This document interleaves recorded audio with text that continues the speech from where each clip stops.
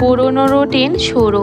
শাশুড়ি মা এত উপকারী একটা জিনিস বানালো, খুব সহজে কাজ হয়ে যাবে। তো তোমরা পুরো ভিডিওটা দেখলে বুঝতে পারবে কি উপকারী জিনিসটা।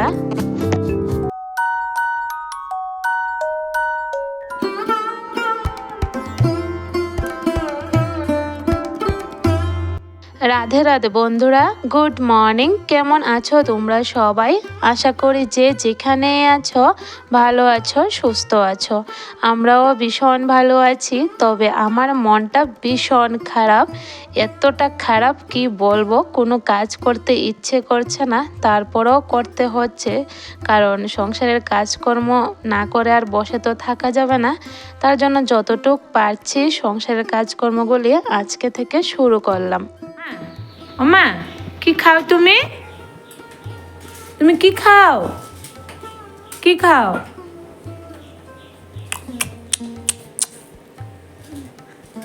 ওমা, তুমি কি খাও? চিপ চিপ খাও? কি খাও?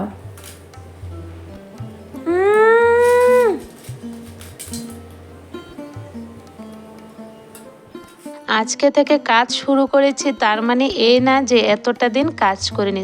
মানে আজ থেকে কাজটা তোমাদের সাথে শেয়ার করলাম। আর এতদিন মানে একদম ভালো লাগছিল না যে কিছু ব্লগ শেয়ার করি তোমাদের সাথে বাড়ির। তো কোনো রকম কাজকর্ম করে দিনগুলি চালালাম। তো আচ্ছা, যাই হোক, আজকে থেকে শুরু করলাম সংসারের একদম পুরনো রুটিন অনুযায়ী কাজ। তো দেখো, সকাল সকাল ঘুম থেকে উঠলাম, উঠে ছেলেকে বসালাম পড়াত, আর আমি একটু চুলটা আঁচড়ে নিলাম। আসলে সকালে ঘুম থেকে উঠলে দেখবে চুলের অবস্থা একদম খারাপ হয়ে থাকে। তো মাথাটা আঁচড়ে তারপরে এই যে ছেলে মেয়েদের টিফিন দিলাম। তারপরে টিফিন দিলাম বলতে টিফিনটা বানালাম, আর গরম জল বসিয়েছিলাম কেটলির মধ্যে। বেড়ানি থেকে এসে জানো তো রৌদ্র পাইনি, রৌদ্র উঠছে না। তবে আজকে খুব সুন্দর রৌদ্র উঠেছে। তো রৌদ্র দেখে আমি তাড়াতাড়ি গরম জল বসালাম। এখন এই যে এক বালতি কাপড় ভিজাবো। এত নোংরা হয়ে আছে কাপড়, বাচ্চাদের কাপড় তো জানোই কতটা নোংরা হয়।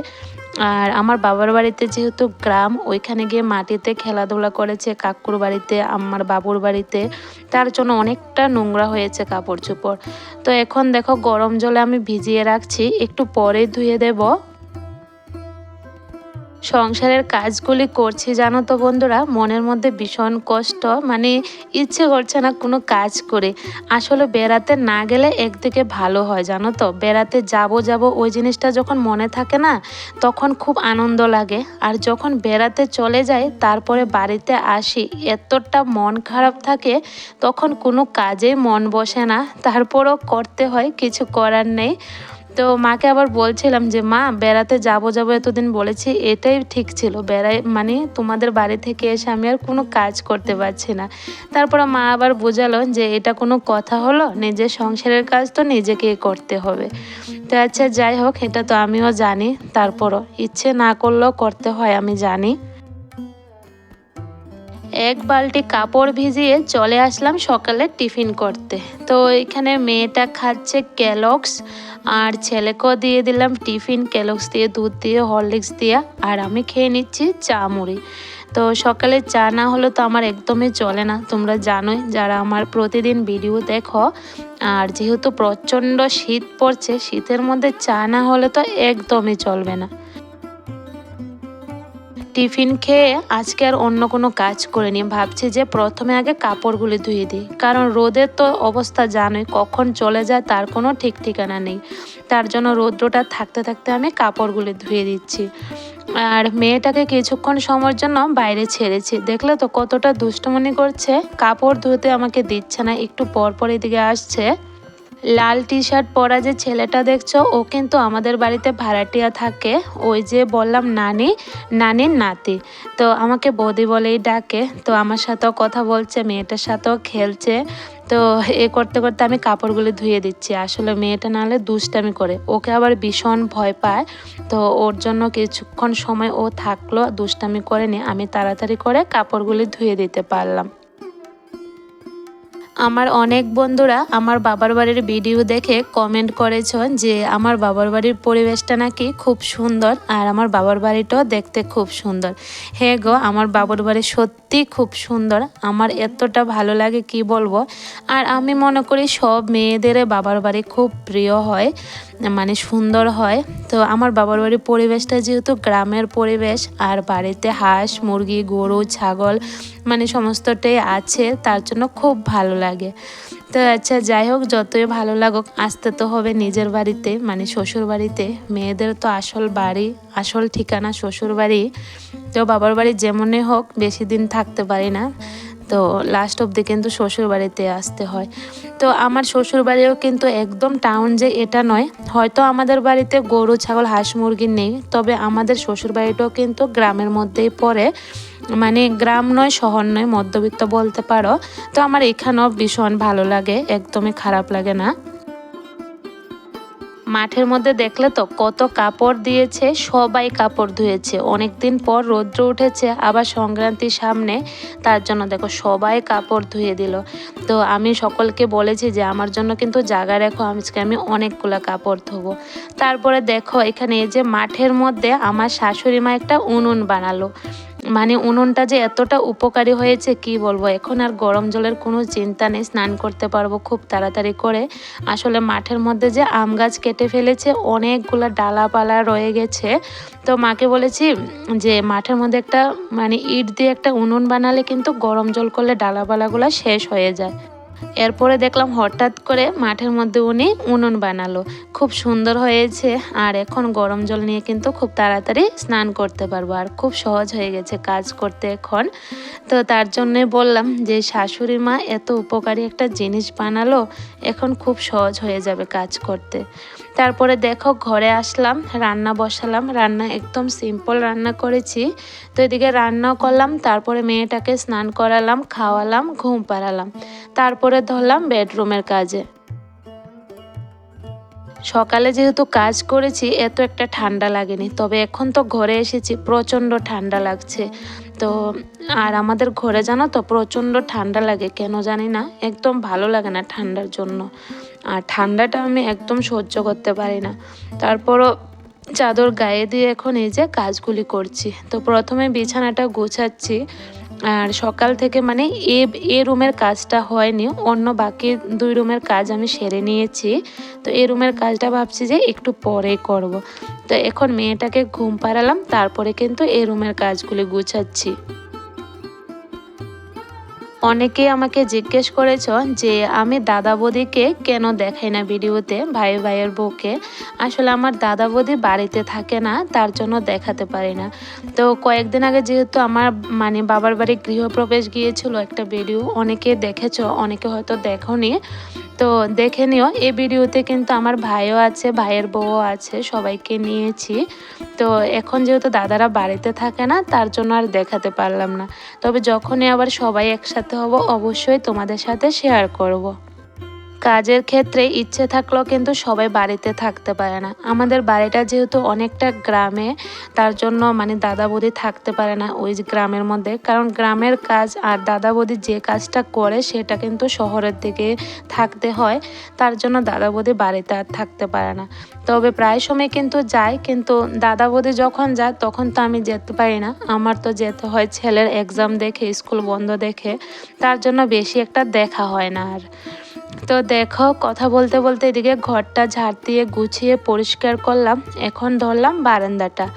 আর মেয়েটা এত নোংরা করেছে ঘরটার মধ্যে কি বলবো। এই যে বারান্দাটা ঝাড় দিচ্ছি দেখো না কতগুলা মুড়ি ফেলেছে, মানে এতটা নোংরা করে ও কি বলবো, আমার পরিষ্কার করতে করতে অর্ধেকটা বেলাই চলে যায়।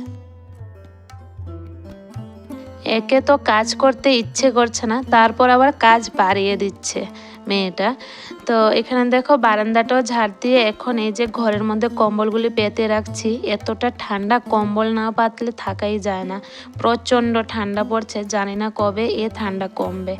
তারপরে দেখো সিঁড়ি টিড়ি এখন পরিষ্কার করে নিচ্ছি, আজকে আর ঘরটা মুছবো না, কারণ অনেকটা বেলাও হয়ে গেছে আর ঠান্ডাও লাগছে, আজকে আর মুছবো না।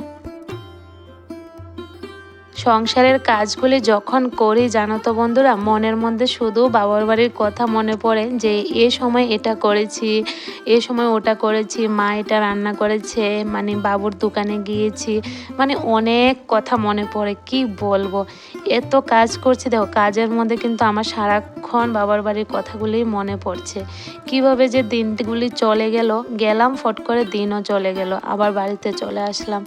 জানি না আবার কবে যাব, ছেলের এক্সাম শেষ হলে যেতে পারবো কিনা তাও জানি না।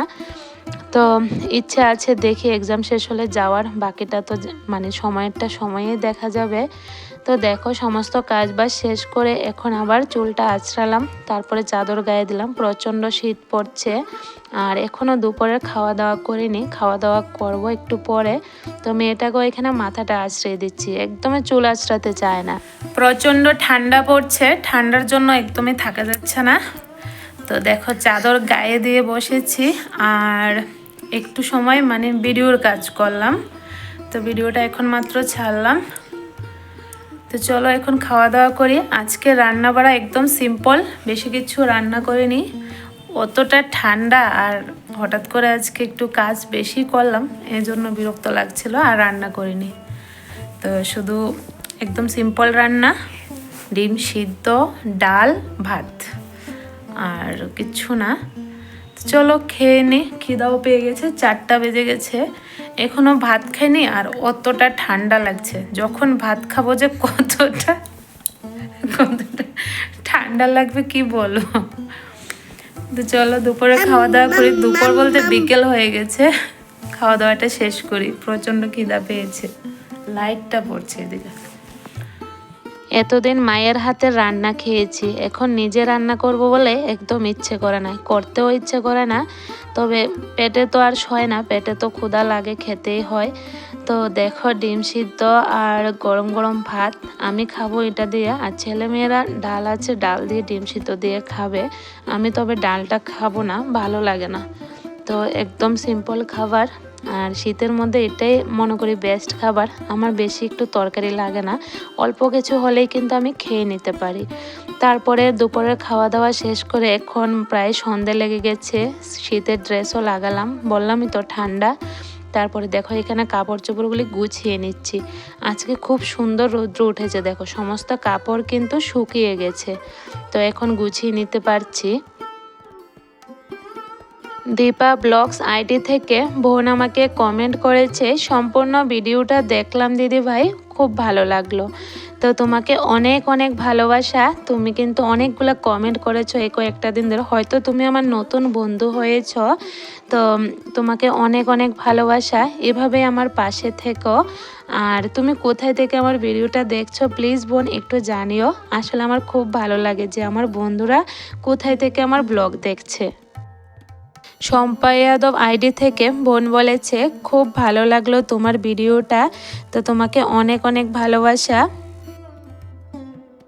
রান্নাঘরের কাজ বাকি আছে অনেকগুলা, তো এখন ধরলাম রান্নাঘরের কাজে। অবস্থা একদম খারাপ হয়ে আছে, বললাম না ঠান্ডার জন্য কাজ করতে পারছি না। তো প্রচণ্ড শীত পড়েছে কয়েকটা দিন ধরে, আর আমি জানি সবখানে কিন্তু এভাবেই ঠান্ডাটা পড়েছে।